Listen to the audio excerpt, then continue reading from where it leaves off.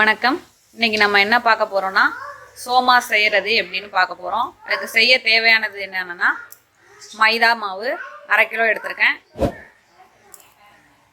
ரவை எடுத்திருக்கேன் 1/2 கப் எடுத்திருக்கேன், அதோட தேவையான அளவு உப்பு சேர்த்துக்கோங்க, 1 ஸ்பூன் நெய் போட்டுக்கிறேன், 1/4 கப் ரவை வச்சுருக்கோம் அதை சேர்த்துக்கிறோம். அதை சேர்த்துட்டு கொஞ்சம் கொஞ்சமாக தண்ணி சேர்த்து சப்பாத்தி மாவு பதத்துக்கு கொண்டு வந்துடணும். இந்த பதத்துக்கு பிசைஞ்சு எடுத்துக்கிறோம். அடுத்து பூர்ணம் செய்கிறது எப்படின்னு பார்க்கலாம். பூர்ணம் செய்கிறதுக்கு இப்போ 1/4 கிலோ பொட்டுக்கடலை எடுத்துக்கிறோம். அது நல்லா கோல்டன் ப்ரௌன் வர வரைய மீடியம் ஃப்ளேம்லேயே வச்சு வறுத்துக்கோங்க. நல்லா செவக்க வறுத்துக்கோங்க. முதல்ல நம்ம போட்டது எந்த கலரில் இருந்ததுன்னு பார்த்தோம். இப்போது கொஞ்சம் கலர் மாறுறது உங்களுக்கே தெரியும். அந்த ஸ்டேஜில் நீங்கள் நிப்பாட்டிக்கோங்க. இப்போது வறுத்தாச்சு. அதை எடுத்து இன்னொரு பிளேட்டில் ட்ரான்ஸ்ஃபர் பண்ணிக்கலாம். அதே சட்டியில் நம்ம 2 மூடி தேங்காவை துருவி வச்சுருக்கோம், அதையும் வதக்கி எடுத்துக்கணும். அதோட ஈரப்பதம் போகிற வரைய நல்லா வதக்கிக்கோங்க. இப்போ நல்லா வதக்கியாச்சு. அதையும் அதே பிளேட்டில் ட்ரான்ஸ்ஃபர் பண்ணிக்கலாம். அதே கடாயில் கொஞ்சமாக கருப்பு எள் எடுத்துக்கணும். அதையும் வெடிக்கிற அளவுக்கு பொரித்து எடுத்துக்கோங்க. இப்போ நல்லா பொரிஞ்சு வந்துடுச்சு. இப்போ இதை எடுத்து ஒரு முரத்தில் போட்டுக்கிறோம். அதை குடைச்சிட்டு சேர்க்கணும். அதில் ஏதாவது தூசி துரும்பு எதுவும் இருந்துச்சுன்னா அது போயிடும். ஒரு மிக்சி ஜார் எடுத்துப்போம். அதில் நம்ம வறுத்து வச்சுருக்க பொட்டுக்கடலை சேர்க்க போகிறோம். அதோட 4 ஏலக்காய் சேர்த்துக்க போகிறோம். நான் அரைச்சிட்டு வந்து காட்டுறேன்.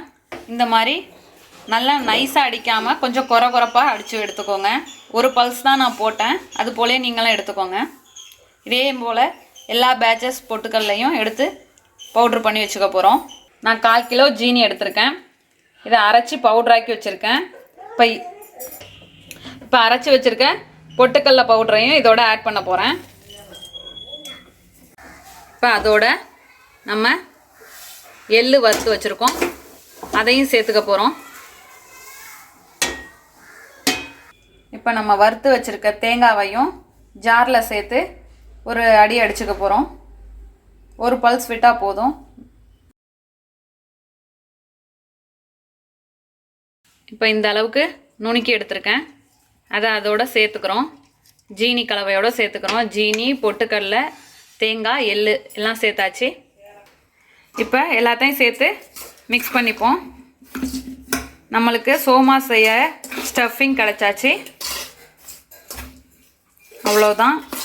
இதுக்கப்புறம் நம்ம பிசைஞ்சு வச்சுருக்க மாவு எடுத்து தேய்க்க போகிறோம். இப்போது நம்ம சப்பாத்தியாக மாவு பிசைஞ்சு வச்சதை போட போகிறோம். கொஞ்சமாக மாவு எடுத்து உருட்டிக்கோங்க. அதை இது போல் தேய்ச்சிக்கோங்க. இப்போது சப்பாத்தி போட்டாச்சு. அதில் நம்மளோட ஸ்டஃபிங்கான பூர்ணத்தை வைக்கிறோம். அதை அப்படி மடித்து எடுத்துக்கோங்க. மடிச்சுட்டு இது மாதிரி ஸ்பூனை வச்சு அமுத்தி விட்டுக்கோங்க. நம்மளுக்கான ஷேப் கிடச்சிரும். உங்களுக்கு பிடிச்ச ஷேப்பில் போடலாம்.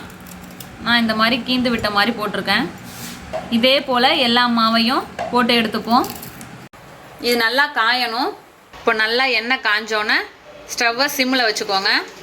இப்போ ஒன்று ஒன்றா போட்டு பொரித்து எடுத்துடலாம்.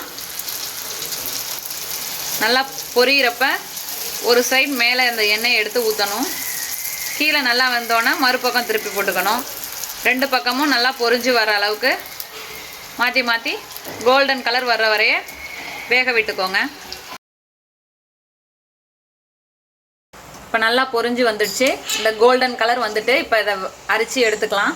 இதே போல் எல்லாத்தையும் அரைச்சி ஒரு பிளேட்டில் ட்ரான்ஸ்ஃபர் பண்ணிப்போம்.